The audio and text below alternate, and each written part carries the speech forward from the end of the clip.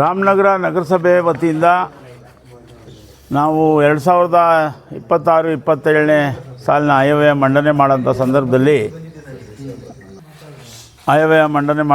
ಸಂದರ್ಭದಲ್ಲಿ ರಾಮನಗರ ನಮ್ಮ ಎಲ್ಲ ಸರ್ವ ಸದಸ್ಯರ ಸಭೆಯಲ್ಲಿ ನಾವೊಂದು ತೀರ್ಮಾನವನ್ನು ಮಾಡಿದ್ವಿ.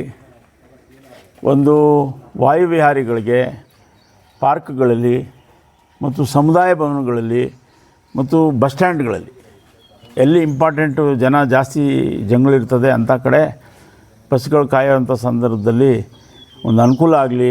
ಮತ್ತು ಪಾರ್ಕ್ಗೆ ವಾಯುವಿಹಾರಿಗಳು ಬರ್ತಾರೆ, ಅಲ್ಲಿ ಪತ್ರಿಕೆಗಳನ್ನು ನಾವು ಕೊಡಬೇಕು, ಪತ್ರಿಕೆಗಳಿಗೆ ಹಾಕಬೇಕು ಮತ್ತು ಜನರಿಗೆ ಓದುವ ಹವ್ಯಾಸ ಹೆಚ್ಚಾಗಿ ಮಾಡಿಸೋದಕ್ಕೆ ಮತ್ತು ಅದರ ಮುಖಾಂತರ ಇಲ್ಲಿ ಎಲ್ಲ ಜನರು, ಇದರಲ್ಲಿ ಸಮಾಜದ ವಿವಿಧ ಸ್ತರಗಳಲ್ಲಿರೋ ಜನರು ಇಲ್ಲಿ ವಾಯುವಿಹಾರಕ್ಕೆ ಬರ್ತಾರೆ.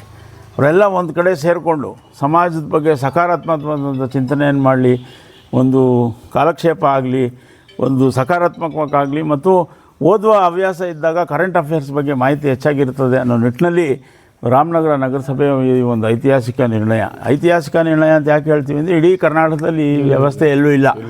ಇದು ಹೊಸದಾಗಿ ನಮ್ಮ ಎಲ್ಲ ಸದಸ್ಯರುಗಳು ಸೇರಿ ಈ ಒಂದು ಆಲೋಚನೆಯನ್ನು ಮಾಡಿ ಇದೊಂದು ಪ್ರಾರಂಭ ಮಾಡ್ತಾಯಿದ್ದೀವಿ. ಇದರ ಸದುಪಯೋಗವನ್ನು ನಾಗರಿಕರು ಪಡ್ಕೋಬೇಕು. ಮತ್ತು ತಾವು ಪಂಚವಟಿ ಶಾಂತಿಧಾಮ ಸಮಿತಿಯ ನಮ್ಮ ಗೌರವಾಧ್ಯಕ್ಷರಂಥ ಮಾದೇವಯ್ಯನವರು, ರಾಮಚಂದ್ರಯ್ಯನವರು, ಮಲ್ರಾಜ ಅರಸವರು, ಕೃಷ್ಣಯ್ಯನವರು, ಇವೆಲ್ಲರೂ ಕೂಡ ಭಾಳ ಆಸಕ್ತಿಯಿಂದ ಇಲ್ಲಿ ಈ ಕಡೆ ವಾಯುವಿಹಾರಗಳ ಬಗ್ಗೆ ಅನೇಕ ಬಾರಿ ನಮ್ಮ ಗಮನ ಸೆಳೆದಿದ್ದೀರಿ. ಬಾಗಿನ ಅರ್ಪಿಸುವ ಸಂದರ್ಭದಲ್ಲಿ ಕೂಡ ಪ್ರತಿ ಸಾರಿ ನಮ್ಮನ್ನು ಕರೆದು ಇಲ್ಲಿ ವಿಶೇಷವಾದಂಥ ಒಂದು ಪೂಜೆಯನ್ನು ಮಾಡಿದಿರಿ. ನಿಮ್ಮ ಬಗ್ಗೆ ವಿಶೇಷವಾದ ಕಾಳಜಿ ಇದೆ. ಯಾವುದೇ ಕಾರಣಕ್ಕೂ ಅದರಲ್ಲಿ ಅನುಮಾನ ಪಡಬೇಡಿ.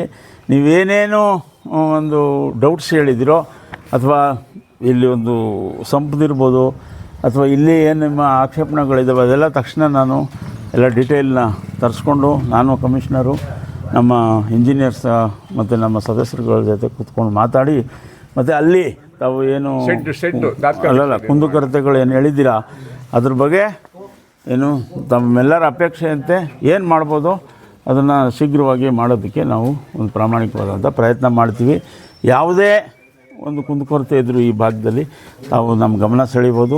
ಹೆಂಗೋ ರಾಮಚಂದ್ರ ಮೇಷ್ಟ್ರು, ಮಲ್ರಾಜ ಅರಸು ಎಲ್ಲ ಫ್ರೀಯಾಗಿದ್ದಾರೆ. ಕೃಷ್ಣಪ್ಪನವರು ಬಿಸ್ನೆಸ್ಸು ಚೆನ್ನಾಗಿ ದುಡ್ಡು ಮಾಡ್ಕೊಂಡು ಫ್ರೀಯಾಗಿದ್ದಾರೆ. ಯಾವತ್ತಿದ್ರೂ ಪ್ರಸಾದ್ ಅವ್ರಿಗೆ ಸ್ವಲ್ಪ ಆ್ಯಕ್ಟಿವ್ ಕಾಂಟ್ರಾಕ್ಟು ಅದು ದುಡ್ಡು ಬಿಸಿ ಇರ್ತಾರೆ. ಏನೋ ಸರಿ ಗುರುಪ್ರಸಾದೇನೆ ಅಲ್ವ. ಹಾಗಾಗಿ ಎಲ್ಲರೂ ಕೂಡ ತಾವು ಯಾವುದೇ ಸಂದರ್ಭದಲ್ಲಿ ನಮ್ಮ ನಗರಸಭಾ ಸದಸ್ಯರು, ನಮ್ಮ ವಿಜಯಕುಮಾರ್ ಇರ್ಬೋದು, ಮಂಜು ಇರ್ಬೋದು, ನಮ್ಮ ಯುವ ಮುಖಂಡರಾದಂಥ ದೇವರಾಜರು ಇರ್ಬೋದು, ಪರ್ವತಮ್ಮನವ್ರ ಮುಖಾಂತರ ಆಗಲಿ ಅಥವಾ ನೇರವಾಗಿ ನನ್ನೇ ಭೇಟಿಯಾಗಿ ತಾವೇನೇ ಸಮಸ್ಯೆಗಳನ್ನು ಹೇಳಿದ್ರು ಕೂಡ ನಾವು ಸಕಾರಾತ್ಮಕವಾಗಿ ಪ್ರಾಮಾಣಿಕವಾಗಿ ಅದನ್ನ ಬಗೆಹರಿಸುವಂತಕ್ಕಂಥ ಎಲ್ಲ ಪ್ರಯತ್ನವನ್ನು ಮಾಡ್ತೀವಿ. ಅದರಲ್ಲಿ ಯಾವುದೇ ಅನುಮಾನ ಬೇಡ ಅಂತ ಹೇಳ್ತಾ ನನ್ನ ಮಾತುಗಳನ್ನು ಮುಗಿಸ್ತೀನಿ.